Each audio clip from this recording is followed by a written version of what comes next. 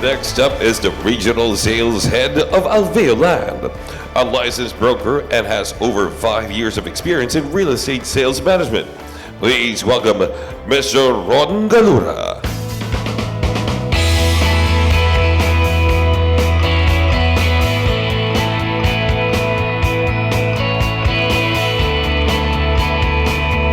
Good morning, everyone!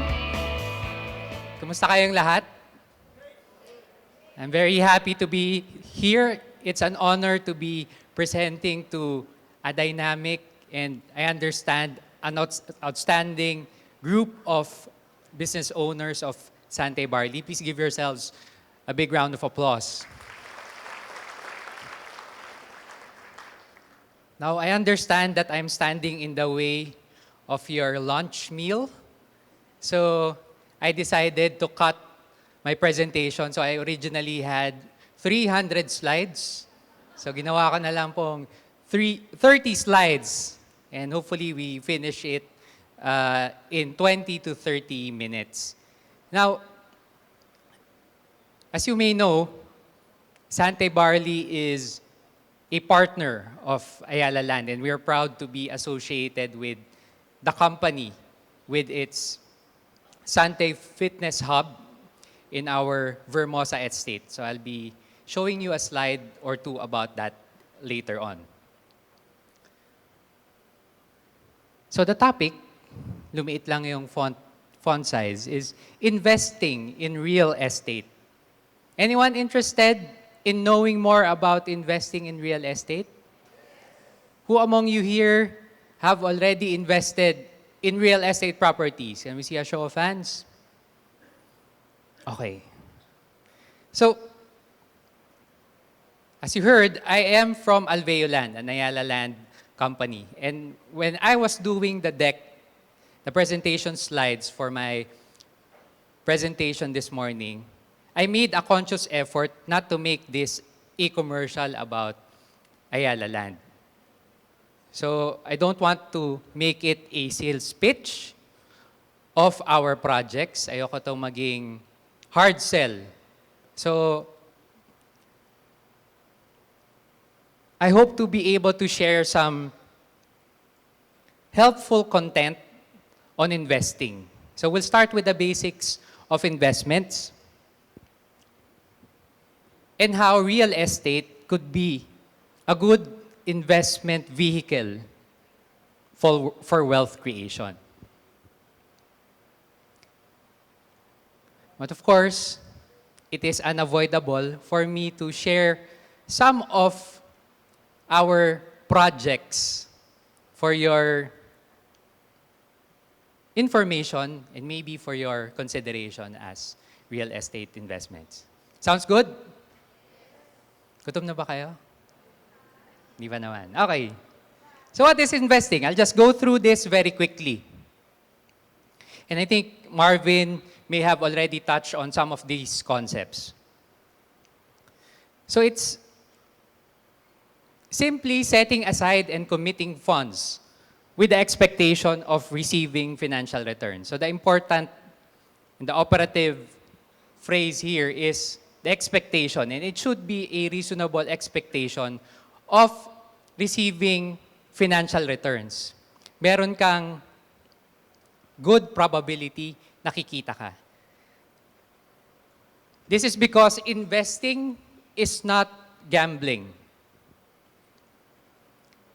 And also, investing requires taking action. So hindi ka makakapag-invest if you don't make that decision, if you don't take that action to make that investment. And this also includes conducting the necessary due diligence. So dapat alam mo what you're getting into. You know the company behind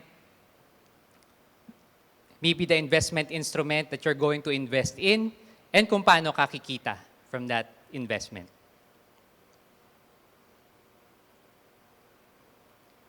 Now, what is the difference between saving and investing? Saving is a portion of your current income not spent on consumption. So ito yung tinatabi mo from what you're earning. And usually, you save you come up with a emergency fund or you save for a large purchase. That could be perhaps your home or maybe your dream European tour and other similar large purchases. Now, investing, as I have explained, is purchasing assets with the goal of increasing your future income. And the usual objective many people have is to prepare for retirement or maybe with the high cost of college education, pinag-iipunan rin to, and savings may not be enough. And that's why people also go for investing their money to prepare for the college education of their children.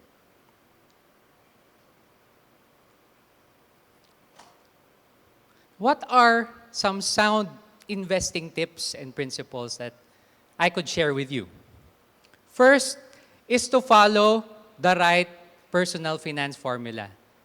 I'm not sure if this was already shared by Marvin. This is the wrong formula. Income minus expenses equals your savings. But this is usually what happens. Pag natanggap natin yung kita natin, we spend it first for whatever we want to buy and of course, our necessities, our needs. And kung may matira, and usually may nagkakaroon pa ng deficit, that's when you allot it for savings. Now, kung merong deficit, may mga gumagamit ng credit card, maybe 5, 6, or yung mga nauso ngayon na payday loans. Now, this is the right formula. And this is paying yourself first. Before spending your money, you have to set aside already an amount that will help you reach your financial goals. So income first. When you get your income and you already have a financial plan, set aside the amount na kailangan for you to accomplish your financial goals. Be it for your retirement, maybe for down payment of your dream house. But you have to pay yourself first. And that is what paying yourself first means.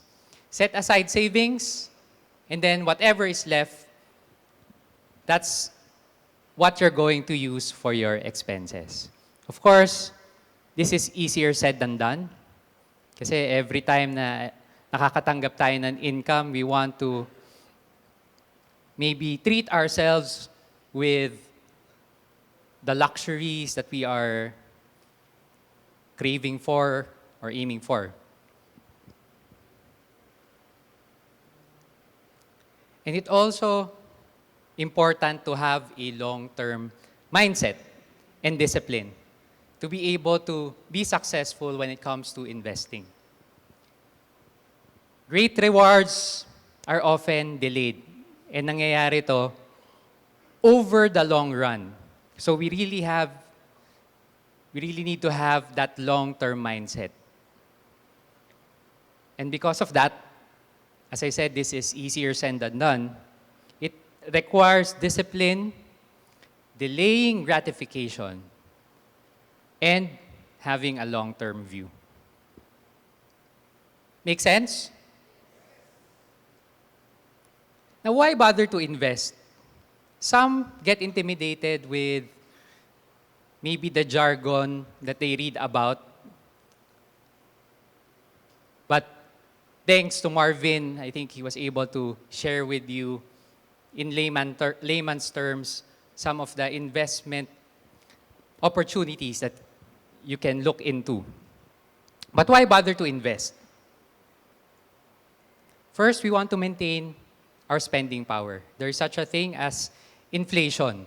So yung value ng pera natin lumiliit because of inflation. Prices go up. 100 pesos 20 years ago is not as much as 100 pesos. So mas konti na yung nabibili natin. for that same amount. So that is the concept behind inflation. Second, we want to maximize our earnings and earn passive income.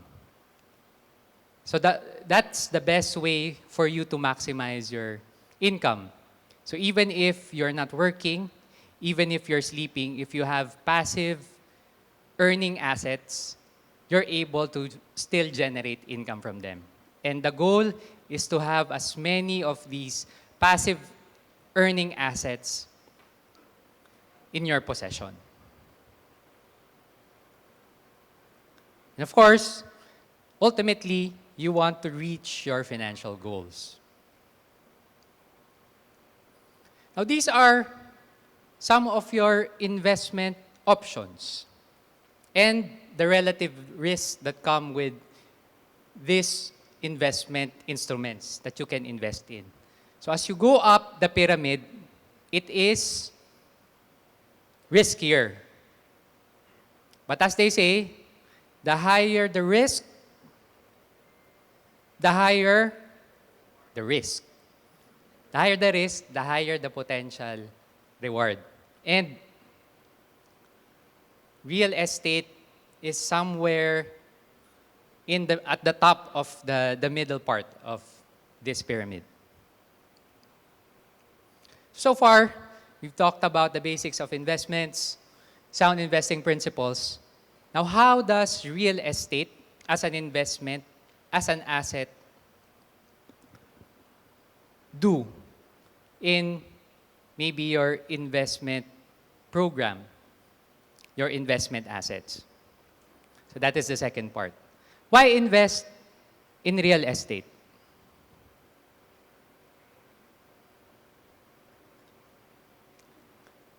Anyone who knows this person?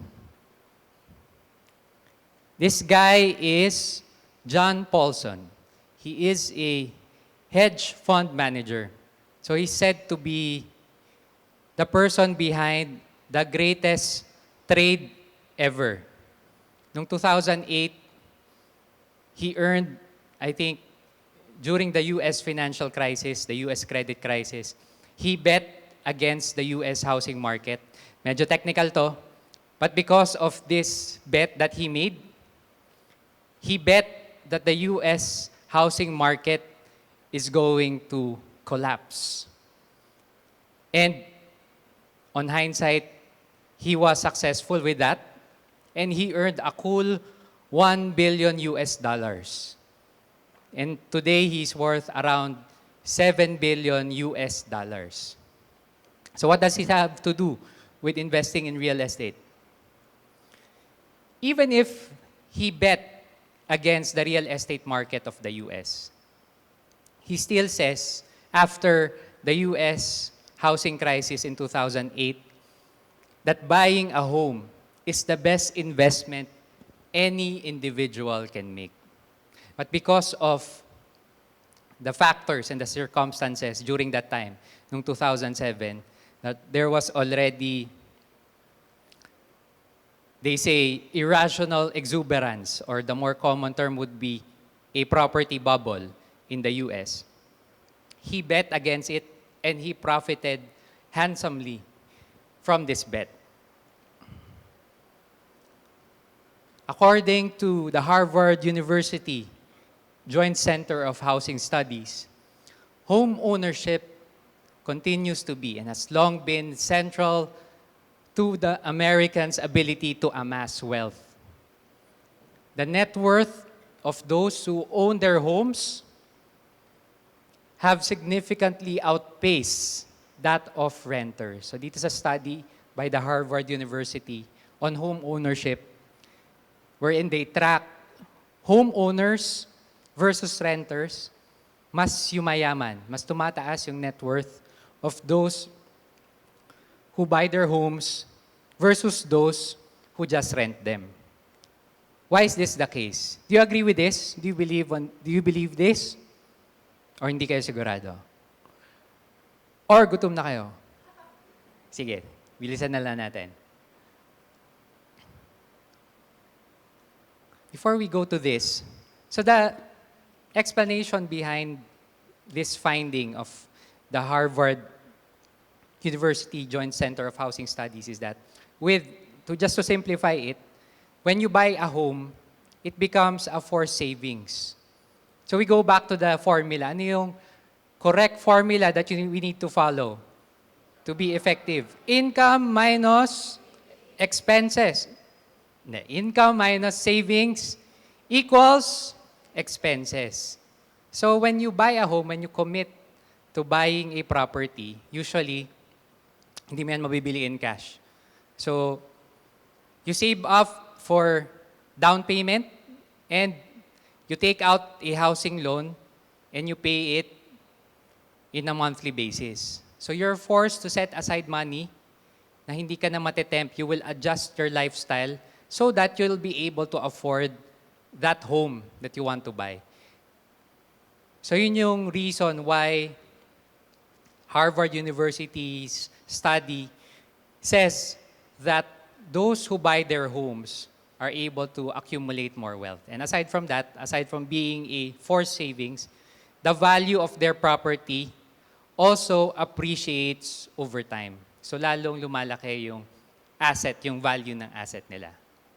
Make sense? So why invest in real estate? First, it's a tangible investment.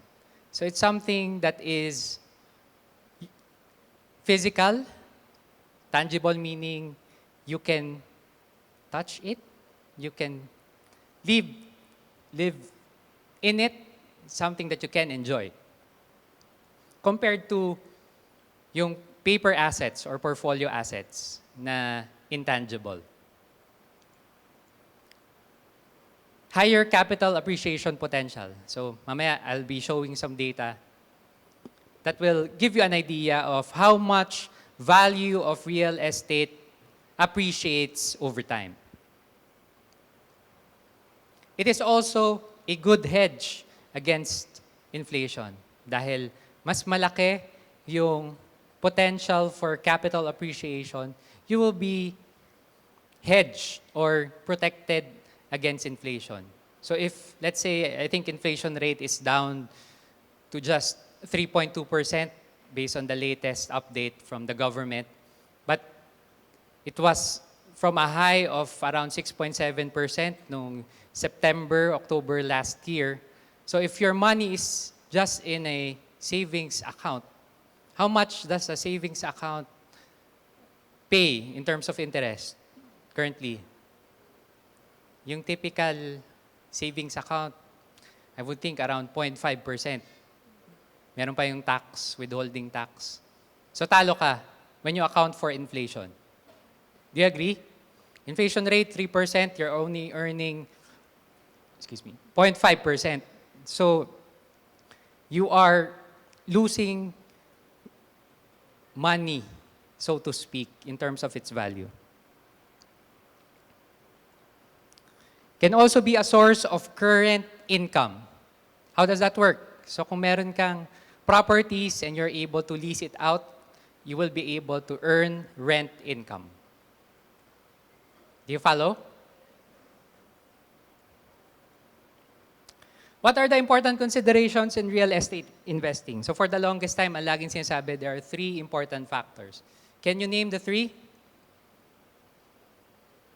It's location, location, and location. So, yan na lagi nilang sinasabi na important factor. So, when you analyze potential real estate investment or property that you'd like to invest in, you would need to consider yung population and demographics in the area. Because eventually, you would want the value of your property to appreciate na merong demand for that property, whether it's for resale after several years or kung iparent out natin.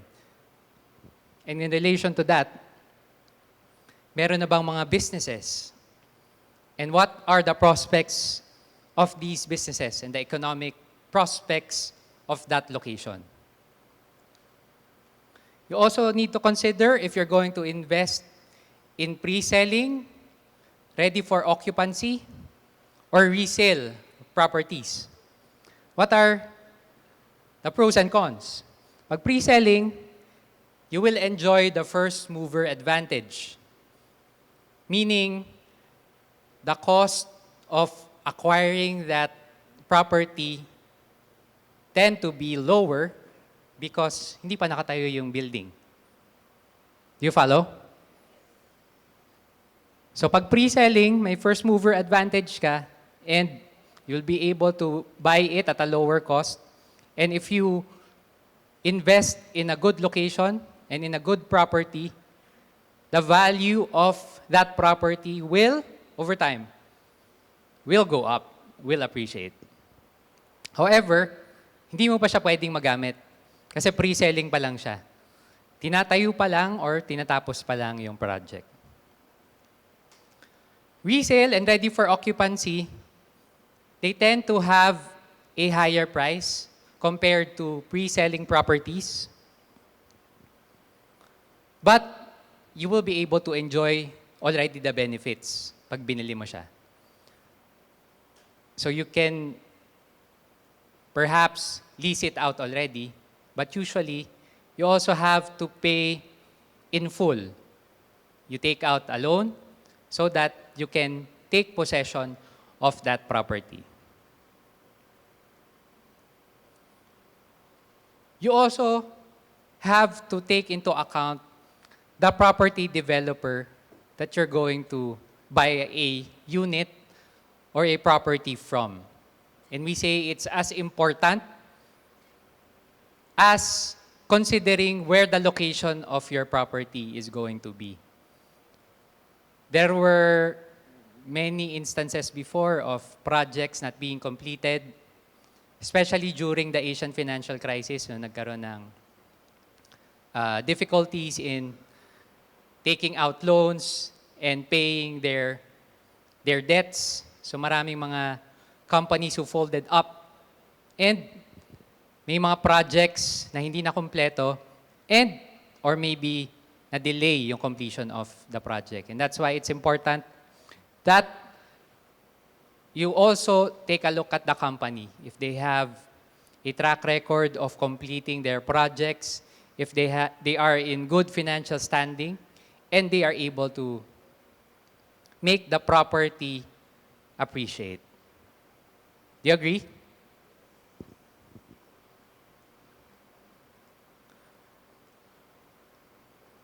So as I said, we want a developer with the track record of completing the project and being able to maintain the value of the asset. Now, what are the growth drivers for real estate? For as long as the economy is doing well, and the default measure of economic growth is GDP, businesses will continue to expand. And when businesses expand, demand for real estate will also go up. So they need to put up their own offices, or if they're expanding, they need to get additional office space. And their employees also, who maybe need to relocate near their office, would want to invest in a residential property. So incomes will go up when there's economic growth. As in your case, I think this group is the top performing business owners of the company. So I think you're doing well when it comes to your earnings. So income's going up, and with this, demand for real estate will also go up. So the Philippine economy is a growth driver for real estate, and we continue to be one of the fastest growing. Although we slowed down a bit because of the delay in the passage of the government budget ng first quarter, affecting yung spending of the government, we are still one of the fastest growing, twice as fast as the rest of the world at 5+% GDP. Tax reform, why will this be a growth driver for us? It's the government being responsible in that it's embarking on an ambitious infrastructure program Alam niyo naman yung infrastructure program of this government, right? What do they call it? The Build, Build, Build program. So, in order for the government to carry this out and not be bankrupt, so it came up with a tax reform which was implemented starting last year to fund the program, to simplify taxation, and attract more investment. So yun yung third phase of the tax reform program, the Trabaho Bill, which is anticipated to be passed and hopefully increase businesses and investments in the Philippines. The mentioned infrastructure program wherein 9 trillion to be spent up to the end of this administration for at least 75 big ticket projects, including the Mega Manila subway and other major infrastructure projects. And with this, analysts are saying that productivity of the Filipinos will be unleashed. Bakit nila nasabi to? Kasi on the average daw, Filipinos, especially in Metro Manila, spend around 5 to 6 hours commuting in Metro Manila because of the heavy traffic. And we are losing around 3.5 billion pesos every day because of the traffic. But once these infrastructure projects are completed, travel time will be, they say, cut significantly. And with that, Filipinos, every one of us, will be more productive. And of course, the government also has been spending on education, reforms on education, yung K-12, free college education, all with the objective of improving the productivity of the Filipino population to make us more productive. And currently, we are enjoying what they say is a demographic sweet spot. So we have a very young, highly skilled, English-speaking population, which makes us an attractive country to invest in and will support stronger growth in the years and the decades to come.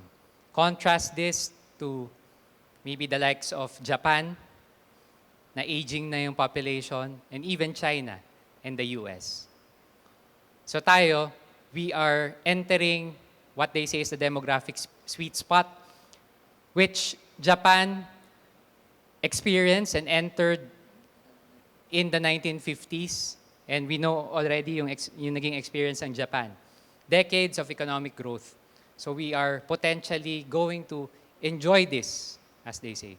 Sounds good? 80 slides na lang. Di ko yata nakat yung original slides ko. Okay pa kayo?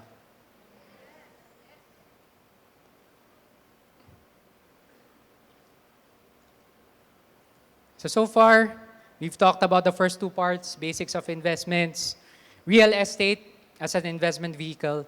Let me talk very quickly now about the Ayala advantage when investing in real estate. Okay lang ba? If I talk about our company, specifically where I am from, Ayala Land. So Ayala Land has a solid track record of developing large-scale, integrated, mixed-use estates. So from Makati, which used to be a vast swampland and naging airport din a portion of Makati, to now being the leading central business district and financial district in the country. We have Ayala Alabang, 670 hectares, Cebu Park, Forest BGC, 240 hectares, and our Nuvali Estate, 2,290 hectares. So we are effective and successful because we develop large tract of land and all of the business lines of Ayala Land come in. So hindi lang residential, there's also our office buildings, hotels, and of course the shopping malls to make it truly a mixed-use development. These are some of our emerging estates in Metro Manila, in Mega Manila. We have Circuit Makati, 21 hectares, which we position as an entertainment district. Anyone familiar with Vertis North? Sa Quezon City. So this is 29 hectares, and it is what we call the emerging city center of Quezon City. So we have here the biggest Seda Mall in the country with around 540 rooms.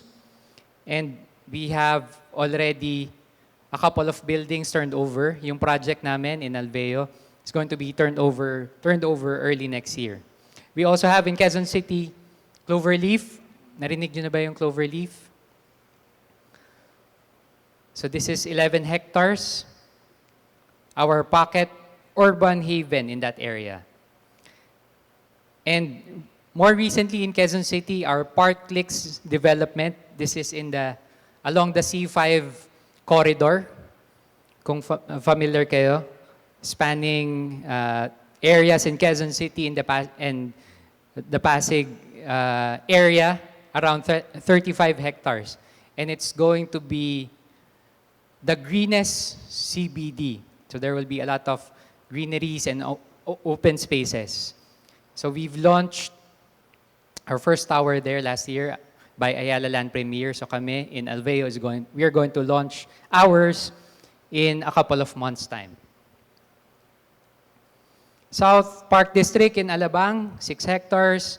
Arca South in Taguig at 74 hectares. Vermosa, which I mentioned, that we have a partnership with your company, with the Sante Fitness Hub. And our estate in Kawit, Cavite, Evo City. In Luzon, we have Altaraza in Porac, Pampanga. Anyone who's been in Altaraza in Bulacan? So this is going to be connected with the MRT-7 being constructed in Quezon City. So this is going to be accessible in a couple of years' time via the mass transit. We have Alvera, 1,800 hectares in Porac, Pampanga. Our leisure estates in Palawan, Leo. And our Sicogon Island Resort in Iloilo. In Visayas and Mindanao, so these are our estates. Again, you will see standing out yung size of this estate. So for us to make it worthwhile to invest in a tract of land, it should be large para we would be really able to master plan that location. So Alveo is the upscale, and with our recent project launches, nasa premium na rin kami.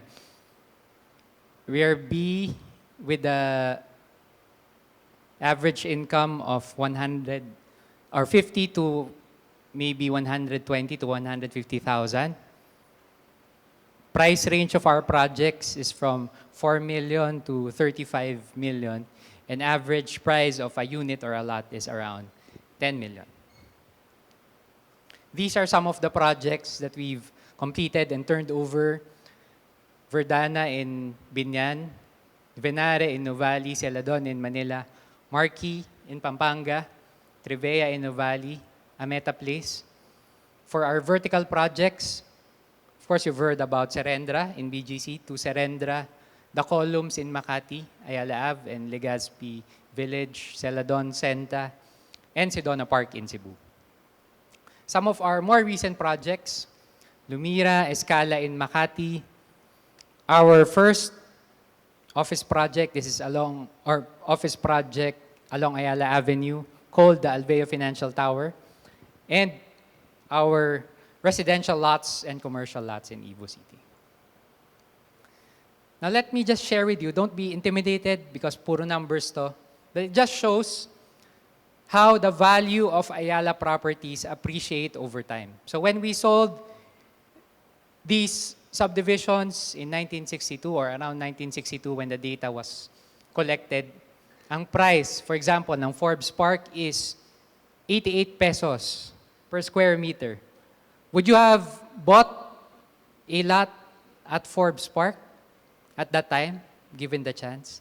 Of course, hindsight is 2020. Pero during that time, sinasabi nila, ang mahal naman. Wala pang masyado nakikita sa Makati at that time. But over time, prices have appreciated from 88 pesos to 2014 in this data, 220,000 pesos per square meter. And this was as of 2014. I would think prices have also gone up by 50%, more or less. May mga value properties worth 300,000 and upward at Forbes Park. So returns of 16 to 18% compounded annually. This is just to illustrate the Ayala advantage again. These are for subdivision projects in Ayala, Alabang and Quezon City, developed by Ayala Land versus projects of other developers, which are catering to the same market segment. So dito you see, yung blue line, values of our Ayala Alabang village have gone up compared to the pink line. I think dito sa data, it's BF. So, during that time, same selling price with Ayala Alabang. Pero over time, nakita niyo yung difference ng value ng property. Same also in Quezon City. For our projects in Alveo, you see appreciation of the price per square of our projects from the columns, which we sold at 95,000 per square in 2004, to as high as 230,000 per square for our project in Circuit. And we will be launching our newest project in Legazpi Village. And the price per square is very high. Around 400,000 per square.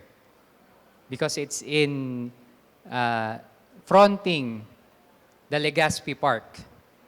In BGC, from around 80 to 90,000 per square when we sold Serendra, it's now at 250,000 per square. Pero I think understated rin to, around perhaps 300,000 per square na on the average in BGC. And one of the reasons why we're able to maintain the value of the asset and make it appreciate is we have the biggest property and most awarded property management company in the country in APMC, or Ayala Property Management Corporation. So it manages and protects the value condition and make it appreciate not only for our residential properties but as well as our other assets in our mixed-use developments. This is what I mentioned about earlier. So again, we are proud to be partnering with your company with a fitness lab in our Vermosa estate. So this is, I think, the first of its kind and state-of-the-art facility. It's something that you can be really proud of and will be of service to our athletes. I'd like to end with this quote from Robert Kiyosaki, an investor and author. Real estate investing, even on a very small scale, remains a tried and true means of building an individual's cash flow and wealth. So that's it for my presentation. Thank you, everyone. We have for anyone interested to inquire about our properties, so we have a booth just outside. So feel free to inquire with our representatives over there. Thank you and enjoy your lunch. Thank you very much once again, Mr. Ron Galura.